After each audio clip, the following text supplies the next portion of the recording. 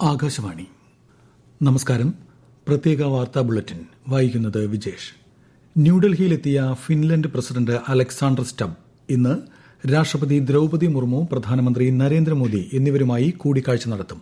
വിവിധ മേഖലകളിലെ ഉഭയകക്ഷി സഹകരണം ശക്തിപ്പെടുത്തുന്നതിനെക്കുറിച്ച് പ്രധാനമന്ത്രിയുമായുള്ള കൂടിക്കാഴ്ചയിൽ ചർച്ച ചെയ്യും. പരസ്പര താൽപര്യമുള്ള പ്രാദേശിക ആഗോള വിഷയങ്ങളെക്കുറിച്ചുള്ള കാഴ്ചപ്പാടുകളും ഇരുവരും കൈമാറും.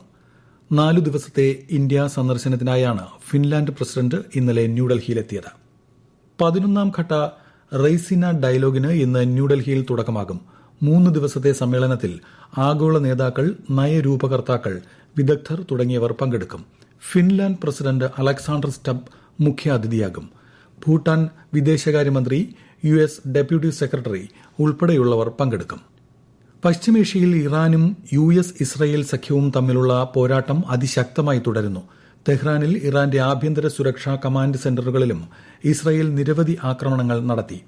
ഓപ്പറേഷൻ എപ്പിക് ഫ്യൂറി എന്ന പേരിൽ അമേരിക്കൻ സേന നടത്തുന്ന ഓപ്പറേഷൻ ആരംഭിച്ച് 100 മണിക്കൂറിനുള്ളിൽ ഇറാന്റെ 2000-ലധികം യുദ്ധോപകരണങ്ങൾ തകർത്തതായി US സൈന്യം അറിയിച്ചു. ഇറാന്റെ വ്യോമ പ്രതിരോധം പാടെ തകർത്തതായും ഇറാന്റെ 100 കണക്കിന് ബാലിസ്റ്റിക് മിസൈലുകൾ, ലോഞ്ചറുകൾ, ഡ്രോണുകൾ എന്നിവ നശിപ്പിച്ചതായും അമേരിക്ക വ്യക്തമാക്കി. ലെബനനിലെ ബെയ്റൂത്തിലെ ഹിസ്ബുള്ള കേന്ദ്രങ്ങൾക്ക് നേരെ ഇസ്രായേൽ വ്യോമസേന നടത്തുന്ന ആക്രമണവും ശക്തമാക്കിയിട്ടുണ്ട്. ഇറാൻ ശക്തമായി തിരിച്ചടിക്കുന്നുണ്ട്. പശ്ചിമേഷ്യൻ മേഖലയിൽ സംഘർഷ സാഹചര്യം Norka regional vigilance coordination team അവലോകന യോഗം വിലയിരുത്തി. 6 നോർക്ക കൂട്ടായ്മകളുടെ പ്രവർത്തനങ്ങൾ, Norka help desk, Delhi Kerala house help desk, Norka centre control room എന്നിവിടങ്ങളിൽ ലഭിച്ച കോളുകളും ഇടപെടലുകളും അവലോകന യോഗം വിലയിരുത്തി. സംസ്ഥാനത്ത് SSLC +1 പരീക്ഷകൾക്ക് തുടക്കമായി. മലയാളം ആദ്യ പേപ്പർ പരീക്ഷയാണ് ഇന്ന് നടക്കുന്നത്. കേരളത്തിലെ 3031 പരീക്ഷാ കേന്ദ്രങ്ങളിലായി 4,17,497 വിദ്യാർത്ഥികളാണ് SSLC പരീക്ഷ എഴുതുന്നത്. ഗൾഫ് മേഖലയിൽ 633 പേരും ലക്ഷദ്വീപിൽ 386 പേരും രജിസ്റ്റർ ചെയ്തിട്ടുണ്ട്. 2ാം വർഷ ഹയർ സെക്കൻഡറി പരീക്ഷകൾ നാളെ തുടങ്ങും.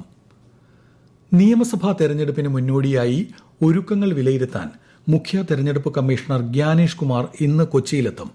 കന്നി വോട്ടർമാരുമായി അദ്ദേഹം സംവദിക്കും. 3 ദിവസത്തെ സന്ദർശനത്തിനിടെ ജില്ലാ തെരഞ്ഞെടുപ്പ് ഓഫീസർമാർ, ബൂത്ത് ലെവൽ ഓഫീസർമാർ എന്നിവരുമായി മുഖ്യ തെരഞ്ഞെടുപ്പ് കമ്മീഷണർ ചർച്ച നടത്തും. ICC T20 ക്രിക്കറ്റ് ലോകകപ്പിന്റെ 2ാം സെമി ഫൈനലിൽ ഇന്ത്യ ഇന്ന് ഇംഗ്ലണ്ടിനെ നേരിടും. മുംബൈ വാങ്കഡെ സ്റ്റേഡിയത്തിൽ വൈകുന്നേരം 7 മണിക്ക് മത്സരം ആരംഭിക്കും. രാജ്യത്തെ 10 സംസ്ഥാനങ്ങളിൽ ഒഴിവുവന്ന 37 രാജ്യസഭാ സീറ്റുകളിലേക്കുള്ള നാമനിർദ്ദേശ പത്രികാ സമർപ്പണം ഇന്ന് അവസാനിക്കും. നാളെയാണ് പത്രികകളുടെ സൂക്ഷ്മ പരിശോധന. മാർച്ച് 16 നടക്കുന്ന തെരഞ്ഞെടുപ്പിന്റെ ഫലപ്രഖ്യാപനവും അന്നേ ദിവസം ഉണ്ടാകും. Special armed police battalion, Palakkad DHQ, Kerala police academy എന്നിവിടങ്ങളിൽ പരിശീലനം പൂർത്തിയാക്കിയ 330 റിക്രൂട്ട് സേനാംഗങ്ങളുടെ സംയുക്ത പാസിംഗ് ഔട്ട് പരേഡ് തിരുവനന്തപുരത്ത് നടന്നു. Peroorkada special armed police parade ഗ്രൌണ്ടിൽ നടന്ന പരേഡിന് സംസ്ഥാന പോലീസ് മേധാവി റവാഡ ആസാദ് ചന്ദ്രശേഖർ അഭിവാദ്യം സ്വീകരിച്ചു. തുടർന്ന് പരിശീലനത്തിൽ മികവ് തെളിയിച്ചവർക്കുള്ള പുരസ്കാരങ്ങൾ വിതരണം ചെയ്തു. പമ്പിംഗ് സബ്സിഡി ഇനത്തിൽ 2026 മാർച്ച് 31 വരെ ഉണ്ടായ കുടിശ്ശിക തീർക്കുന്നതിനായി കാർഷിക അഭിവൃദ്ധി ഫണ്ടിൽ നിന്ന് 20.67 കോടി രൂപ അനുവദിച്ചതായി മന്ത്രി K. രാജൻ അറിയിച്ചു. കർഷകരുടെ നിരന്തര ആവശ്യം പരിഗണിച്ചാണ് അഡീഷണൽ ചീഫ് സെക്രട്ടറി ചെയർമാനായ ഫണ്ട് കമ്മിറ്റി തുക അനുവദിച്ചത്. നടപ്പു സാമ്പത്തിക വർഷത്തിൽ പമ്പിംഗ് സബ്സിഡിക്കായി അനുവദിച്ച 15.75 കോടി രൂപയിൽ ഇതിനകം 11.8 കോടി രൂപ ചെലവഴിച്ചതായും മന്ത്രി പറഞ്ഞു. കിഫ്ബിയുടെ ധനസഹായത്തോടെ സ്ഥാപിക്കുന്ന കേരള ജീനോം ഡാറ്റാ സെന്റർ മന്ത്രി MB രാജേഷ് തിരുവനന്തപുരത്ത് ഉദ്ഘാടനം ചെയ്തു. 102 സ്കിൽ ഡെലിവറി പ്ലാറ്റ്ഫോം സെന്ററുകളുടെ ഉദ്ഘാടനം, ജീവധാര പോർട്ടലിന്റെ ലോഞ്ച്, വിജ്ഞാന കേരളം ഉന്നതി പദ്ധതിയിലൂടെ തൊഴിൽ ലഭിച്ചവർക്കുള്ള നിയമന ഉത്തരവ് കൈമാറൽ, വിജ്ഞാന കേരളം കുടുംബശ്രീയുമായി ചേർന്ന് നടപ്പാക്കുന്ന സാന്ത്വന മിത്രം, സ്കിൽ അറ്റ് കോൾ പരിപാടികളുടെ ഉദ്ഘാടനം എന്നിവയും മന്ത്രി നിർവഹിച്ചു. വൈറ്റ് ലൈൻ ലൈഫ് ലൈൻ എന്ന പേരിൽ ട്രാഫിക് പോലീസ് സംസ്ഥാന വ്യാപകമായി നടത്തിയ സ്പെഷ്യൽ ഡ്രൈവിൽ 46,926 വാഹനങ്ങൾ പരിശോധനയ്ക്ക് വിധേയമാക്കി. സീബ്ര ക്രോസിംഗുകളിൽ കാൽനട യാത്രക്കാരുടെ സുരക്ഷ വർദ്ധിപ്പിക്കുന്നതിനും ഡ്രൈവർമാരുടെ അച്ചടക്കം ഉറപ്പാക്കുന്നതിനുമാണ് പരിശോധന നടത്തിയത്.